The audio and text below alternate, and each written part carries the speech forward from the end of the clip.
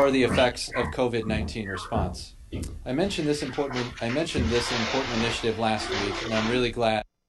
Mentioned this is a collaborative effort of several organizations, along with community members, to raise awareness of COVID-19, um, as well as providing information on how to stop the spread of the disease and connect individuals to resources that they may need during this crisis. As part of this strategy, we've developed a very simple flyer that highlights some of the key takeaway messages that we would like to for communities to be aware of. We have also partnered with over 80 community workers who started last weekend, and they'll be out again this weekend, targeting some of the more essential, some of our high area essential businesses like our grocery stores, gas stations, and other places that are open during this time where people are still gathering to purchase goods and other resources they may need.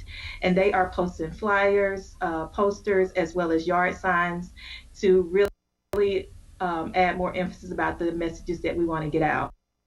We also have a social media strategy as well as a mailing strategy that we are implementing at this time.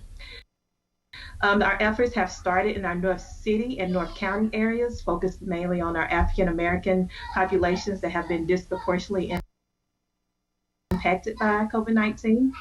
We also plan to begin focusing on our immigrant and new American populations, as well as our faith communities and our unhoused individuals who are in desperate need of support during this time. So we are hopefully, by our goal for this initiative is that individuals will be prepared physically, emotionally, and economically, both now and in the future for this pandemic. For more information about the virus and how to get connected to resources, please visit our website at preparestl.com. It is now available in several languages, and you will also find our flyer there in several languages as well. So thank you again, Dr. And saving lives. You'll help St. Louis get through this crisis as quickly as possible. As I mentioned yesterday, we remain on the steep part of the curve. The virus, so we expect around 71,000 cases by the end of April across the region. And so with that, we understand that the threat is continuing to grow, and the work of Prepare STL and others is very critical in preventing the spread. So let me move today now to our numbers. So as you can see, COVID numbers continue to trend. We had hospitalizations today, which is down slightly from 707 yesterday. We're still up to around 50% from where we started this, though, around 11 days ago. We had 179 intensive care patients, which is about the same. We had 175 yesterday. We have 155 patients on ventilators, which is about the same. We were at 149 yesterday. And the good news, we have 41 COVID patients that were discharged yesterday, so that was really exciting. These data are starting to show us that we're making important progress on keeping patients from needing to go to the intensive care unit and from on ventilators. And the more we learn about how this virus behaves in people, the more effective we can be in helping patients with it. I had the honor and the privilege of visiting St. Louis University Hospital and St. Mary's Hospital today.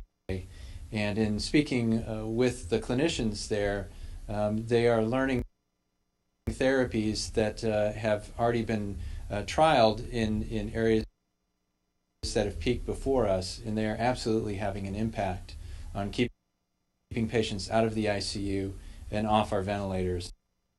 And that we have to do everything that we can to continue to stop the spread. Now, I showed you this graph yesterday, and we updated it with our new inpatient numbers today.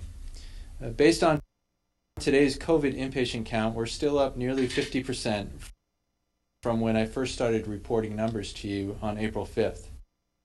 And we need to keep this chart in mind as we're talking about the weeks ahead.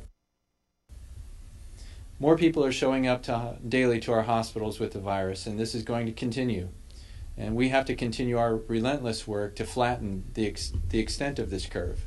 As I was speaking with the intensive care physicians at St. Louis University, they had mentioned to me that they had had to admit 6 patients within 2 hours last night. So without a doubt, the curve continues to go up. And it's up to all of us to continue to practice all of those things to keep the curve flat. And that includes our social distancing, stay at home, and all of the other practical things like washing our hands and washing surfaces. And these will continue to drive the numbers down.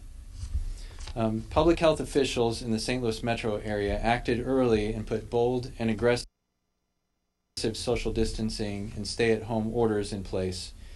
These orders continue to be necessary, and they are saving lives. My colleagues and I firmly believe that, and the data show that we have to continue to be diligent in following those stay-at-home orders and social distancing rules. We need to continue those good practices like hand washing, cleaning surfaces, all of those things that can help stop the spread of this virus.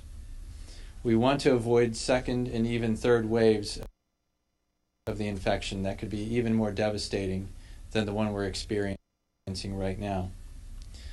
I want to repeat that the lack of widespread and fast testing also remains a real challenge.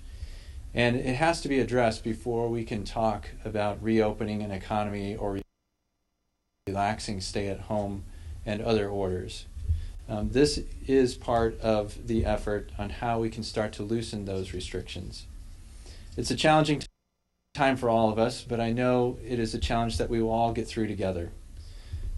Thank you to the community for continuing to stand together to overcome this virus, and I want to thank everybody for what they have done so far. And with virus in circulation, to which many may already have been exposed, meaning that if one of those tests were to come back with a positive result, it could be for another subtype of coronavirus, giving someone the false sense of security that they may have had COVID-19 and are now immune to it. Do you share the concerns that have been expressed about these tests? I do. So let me talk a little bit about antibody testing. So the FDA had opened up the ability for companies to start looking at antibody testing through what's called an emergency use authorization. However, many of these tests have not gained FDA approval or gone through the process to validate their findings. And so companies that are advertising that they are FDA approved, it's simply not true. They are not FDA approved. The challenge, as was discussed in the question, is do they have appropriate sensitivity and specificity, and do they test for the COVID-19 virus and not for just plain coronavirus, which is a common virus that causes a common cold in usual circumstances.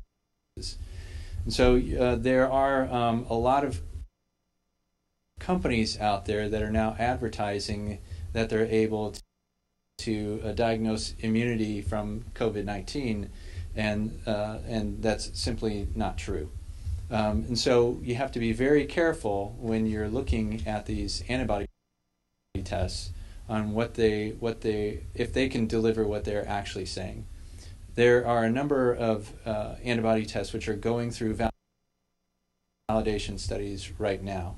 And we believe in the next couple of weeks we will have sufficient studies performed to assure us and to assure the public that we do have significant accuracy in the testing, oversimplification of the test. The second point is the serology test or the antibody test does not test for acute infection. And so if you are feeling ill, fever, cough, things like that, this is not the test that you have performed. That is the test, the PCR test that we've been talking about quite frequently during our talks. During the early stages of the pandemic, it seemed that the symptoms to look for were persistent cough, difficulty breathing, and a fever. This outlet has been talking with people with confirmed COVID-19 cases, and those people are talking about other symptoms. Can you talk a bit about other possible symptoms that may be present? Yeah, so the majority of people that have COVID-19 symptoms, the two most common are a dry cough and fever. That's close to 80% of the patients. After you get past those couple of symptoms, the percentages really drop off. And so it could be anything from, sneezing. Some people have said they've lost a sense of smell, a really wet cough, and even GI complaints. And so when we're deciding on which patients that we should be testing for coronavirus, we try and take all of those symptoms into consideration, as well as what their history is. So have they been around somebody that's been diagnosed with COVID-19, and some of their lab testing, as well as what is their physical appearance. So do they require oxygen? Are they having any problems breathing? But there are a number of other more subtle symptoms, like I mentioned, that could indicate that you have COVID-19. What that 71,000 number includes. Right, so the 71,000 is an estimate of the number of people that have been infected by COVID throughout the entire St. Louis metropolitan area at the end of April. And so that is a cumulative number. And the majority of people that have COVID-19 will have very minor symptoms. So you've heard me say before, 30% will be completely asymptomatic, or they won't have any symptoms at all. And so those people will most likely never get tested. Those numbers are included in that 71,000. Some people will have very slight symptoms. Maybe they run a fever for a day, maybe they just have muscle aches, or some other symptoms. Those people may or may not get tested, so those are included in the 71,000 as well. And then, of course, there are that group of patients that are sick enough to seek care and to seek testing, and those people are included. So there is a number of people right now out in our communities that have been infected with the coronavirus and have completely recovered and never even known that they've had coronavirus. And so all of those people are included in that 71,000. Could you please talk more about how a structured return to a new normal might look in our region, and what the medical community will recommend that government leaders consider? Yeah, that's a complex question to answer. So let me frame it to you this way. So I spoke a little bit yesterday about what we believe needs to be in place in order for us to make that gradual return to opening up our economy and our community and things like that. And so those are important things like